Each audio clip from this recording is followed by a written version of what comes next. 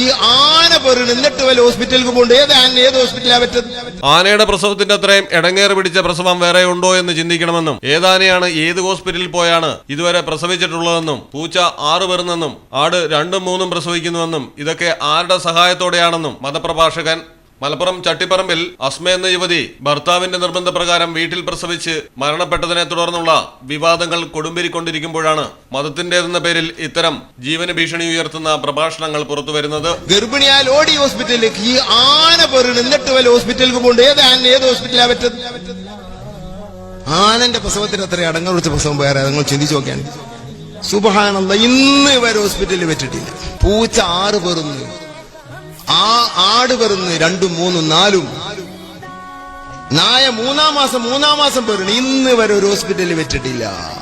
കഴിഞ്ഞ 5 വർഷത്തിനുള്ളിൽ കേരളത്തിൽ നടന്നത് 2391 വീട്ടുപ്രസവങ്ങളാണ്.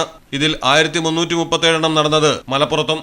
എന്നാൽ ഇത് ഒരു മതവിധിയെ അല്ല എന്നാണ് പ്രശസ്ത മതപണ്ഡിതർ പറയുന്നത്.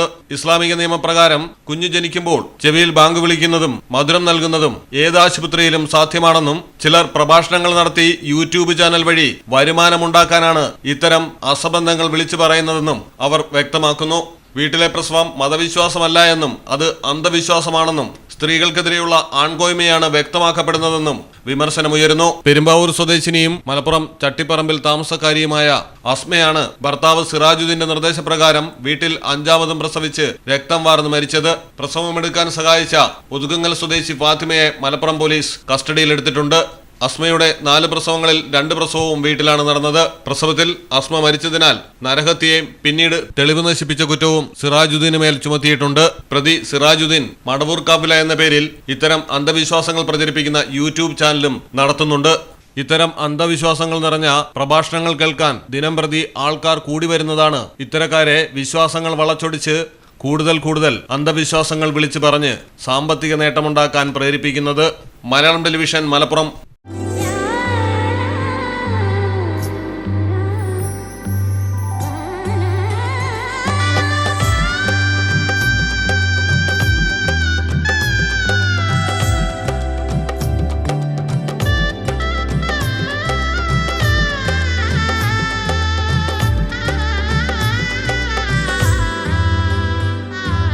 Celebrate the moments of colors.